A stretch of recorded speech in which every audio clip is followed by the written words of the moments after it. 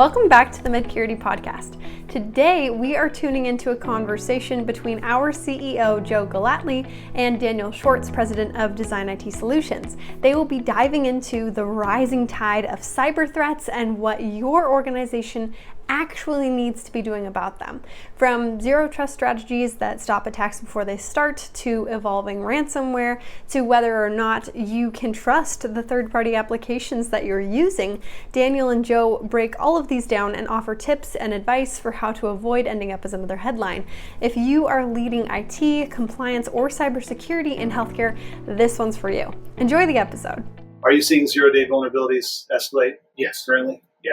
We're actually seeing a lot of zero-day vulnerabilities, and unfortunately, a lot of them are in our protection software, like the firewalls. We're seeing a lot of zero days in a lot of big-name firewall companies. And so that's alarming. It happens, right? We're trying to rush to combat what the hackers are doing, right? Because it's this back and forth. They do this, we have to escalate, they escalate. And so when you're reacting that quickly, you're going to put a bug in your product. It just happens. We saw CrowdStrike shut down half the world with a bug in their update. So zero trust helps you sleep at night. Instead of racing to patch and resolve a zero-day issue within a certain number of days, you've already disallowed that type of behavior from the beginning. Yep. You're saying yes. Yeah. And supply chain attacks, like what happened with SolarWinds several years ago, that can't work with zero trust. I think this builds on the zero trust conversation. Talk to me about data loss prevention.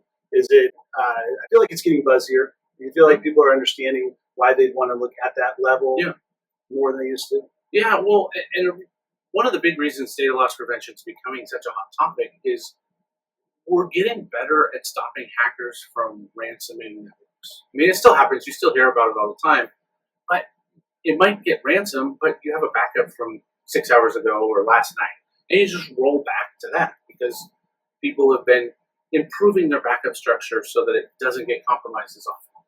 Well, the problem is they still want their money. So what they're doing is they're living in your network for up to a month before they do anything, trying to map everything out. And they can't do a lot because of your controls and zero trust and whatnot. But they can pull your data out slowly, exfiltrate that data, and then send you a thing saying, here's a link to all your data publicly. If you don't pay us, we're going to release this to the world. So data loss, in that regard, we want to put protection on. We also want to make sure people don't delete their data. I was going to build on that really quickly. I mean, currently, as we record this, there's a medical center in Tennessee that had a ransomware attack. And just as far as what's been shared through the media publicly, currently the ransomware gang has posted examples, driver's licenses, other types of PHI, and is asking for $1 million.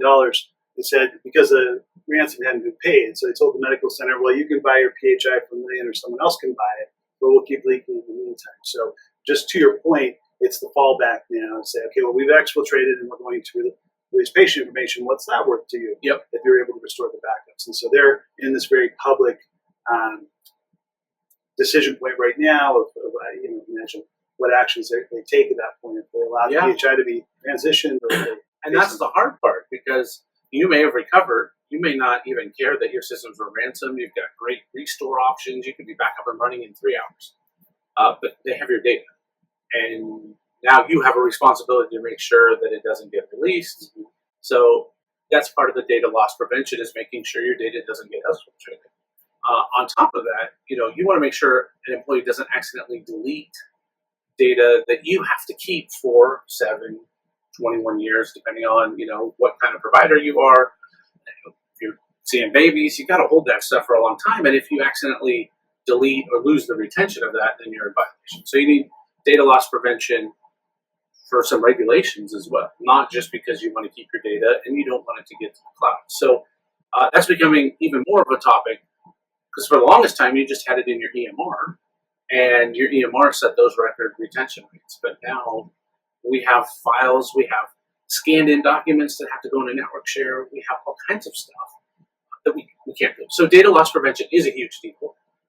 But you can actually put zero trust in place for your storage access that can help with the data loss prevention as well.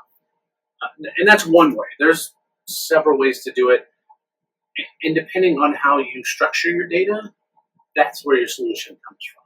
It could be, besides backups, retention. It can be access protocols that allow only certain people.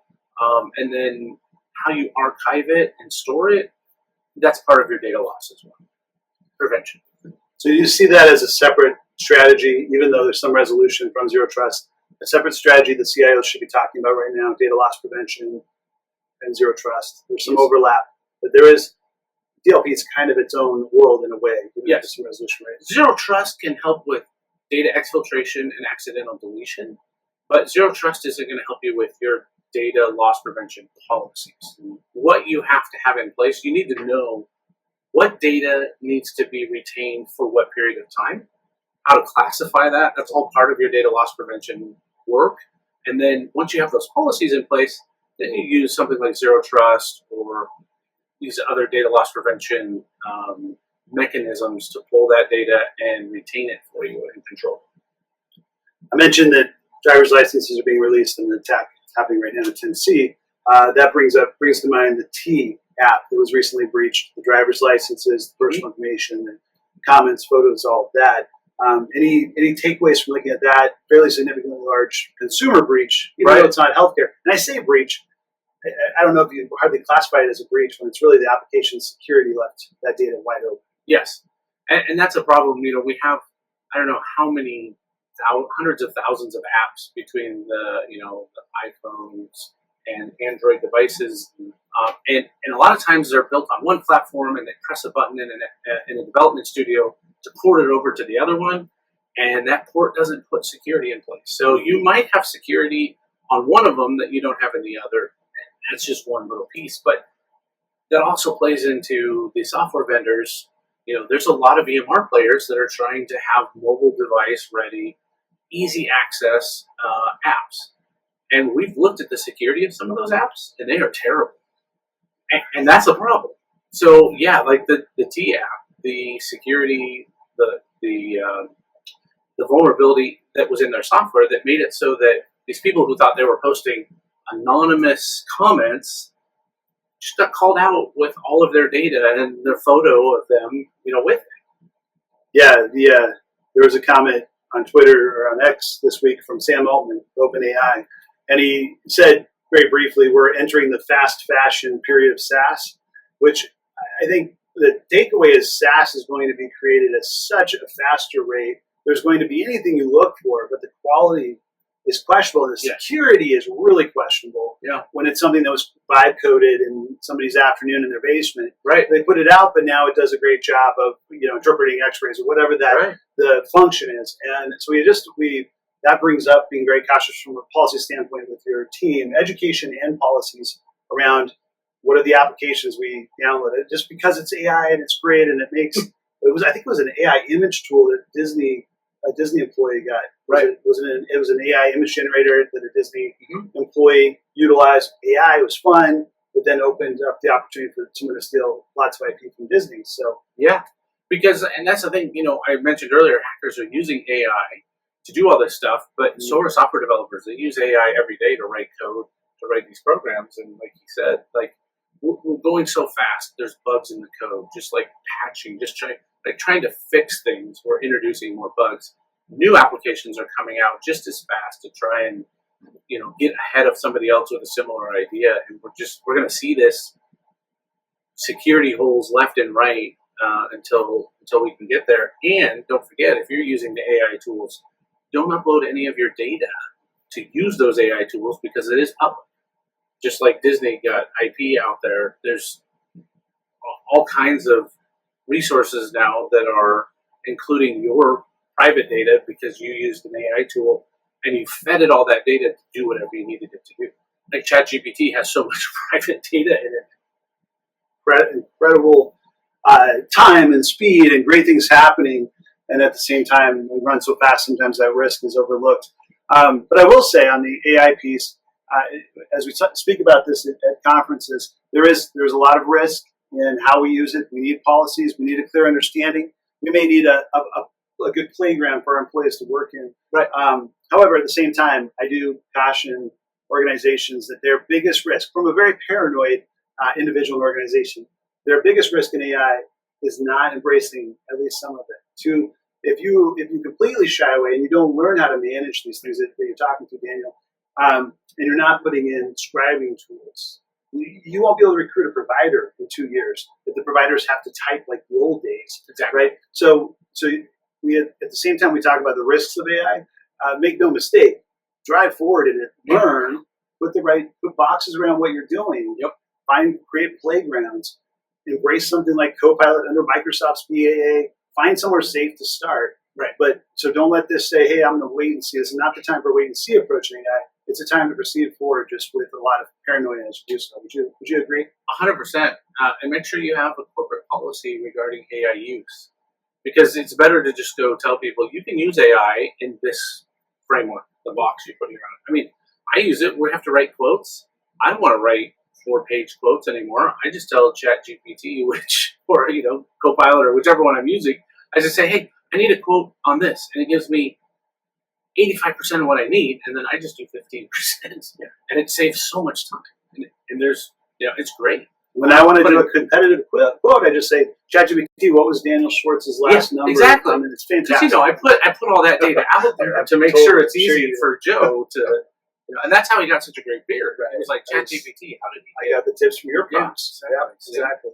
So AI is driving it. It overshadows, not overshadows, but influences a lot of what we do. It's accelerated the criminal element. It's accelerated the defensive side that we're on. Right.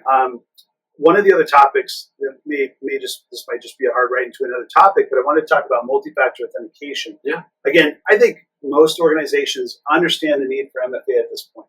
Right? We're not selling MFA anymore. Why you need to do this? People are doing it to get to their banks. They're doing it to get to anything of any value.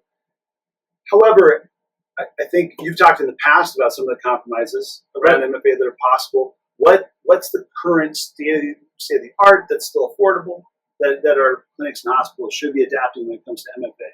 Yeah. Well, if you're using 365, Microsoft 365, there's the Microsoft Authenticator app that's free, and you can MFA your environment. There's Duo that's out there that everybody uses as well. Duo does have a per-user license if you're integrating it into your products for access to your environment. It's not very expensive, though, and that's a great one. So there's a free option if you at least secure your email. If you haven't done that yet, do it now. Go do it today. But then it's securing access to all your patient data, MFA, will be a requirement for HIPAA soon. It is part of the coming rollout. If it gets cut, it might, but having multiple access layers of authentication is going to be required. So there's no point in waiting. It's going to be coming, and it can save you. The trick is knowing how to use MFA without it getting compromised. So, for example, the Authenticator app for Microsoft. When you go to log into Microsoft, to check your email online, there's a box that says, remember me. If you use that, it downloads a token to your browser that hackers, if they get on your machine, or even potentially a malicious website can pull this token, they can replay that token, that's how they remember you, to Microsoft and bypass your MFA and your password. So understanding the shortcuts you might be putting in place to help not have to use MFA as much will actually give hackers access to your environment. So knowing that, also we can do SIM jacking, where we take and emulate your SIM card, and when you get a text message for your code, that can come to our phone instead of yours. So using an app on a protected device is the best way to get around that. Or a hardware token, an actual physical device, can't get hacked. If you leave it somewhere, that's a problem. But it has a rotating number on it, and that one can't. There's nothing you can do because you have to physically have it. So, and that's how you can help mitigate those MFA. But otherwise, MFA is crucial for securing access to things. Okay, I'm going to take you into one more topic that I think is always worth talking about. People who are experts in the field, I like this conversation. You mentioned the security rule changes that have been proposed. Network vulnerability assessments are baked into that. PCI is, if you have PCI data, there's a lot more penetration testing responsibility around that. the question that I wanted to ask you is, can you break apart the difference? A couple questions. Break apart the difference between network vulnerability scanning and actual penetration testing, as you define it. And then, what do you recommend for a medical organization, medical practice, small hospital? What should they be doing right now? Sure. So, it depends on which security group you talk to, how they define it. But in general, a pen test is where someone is attempting to break into your environment through a firewall. They're going to scan the ports, going to see what's there, and then depending on how advanced of a pen test you want, they're going to try and exploit a vulnerability to get in. The network scan is a little different. Now that's more internal, and it's an environmental scan. What they're looking for is vulnerabilities in your environment. These are patches that are missing. These are, and some people call that a pen test as well. But when you're scanning internally, you're looking for all the vulnerabilities that hackers would use when someone lets them through the front door. 92% of corporate breaches are email-based. Somebody clicked a link. Somebody let them in. So really the network scan piece, that internal vulnerability assessment, is key, because that's going to show you how many vulnerabilities you have in your environment that they can then go use to exploit and ransom, all that stuff. What can they get by? What can they do? Those are much more critical. Your firewalls are usually, at this point, they're going to be a next-gen firewall. It's self-updating. It stays aware. It's going to be really hard for someone to get through unless a human element opened a port and misconfigured something. They had access to an old Exchange server. They forgot to take it offline. Some other device now has that IP and it can access it, right? Those are less likely to find something. Still important to do, but it's usually now included in a whole network assessment and scan in your environment. So really finding that as part of your yearly SRA is going to be important. We actually are doing it now for our customers quarterly, because going a whole year, we just talked about how fast things change. In a year, you could have 100 vulnerabilities develop. Some of them have been patched you didn't even know about, like Microsoft Tuesday patch next month, fixed one, and you do your scan, you didn't even know about it, and you got lucky. But with the rate at which things are evolving, at least quarterly, you want to be checking to see how you're looking. Yeah, well said. Perfect. Well, Daniel, if an organization wants to talk to you about how to get started with Zero Trust or data loss prevention or any other areas of security, IT infrastructure, what's the best way to engage with you to find you? Me? Yes, sir. Oh, well, they can call me. They can email me. LinkedIn. Our website. All kinds of easy ways to get a hold of me. Check out Design IT Solutions on LinkedIn. Daniel puts out great content on a regular basis, or reach out to us for connection to him if you can't find him. But yeah, Design IT Solutions is been a great partner, great organization to work with. So Daniel, thank you for your time. Well, Joe, thanks for having me. Of course. Thanks for bringing me out so we can talk about beards too. That's always a good topic. Yeah, we got it out of the way first. Yeah. That's the most important. Exciting. I appreciate you. Thank you. Thanks, Joe. You too.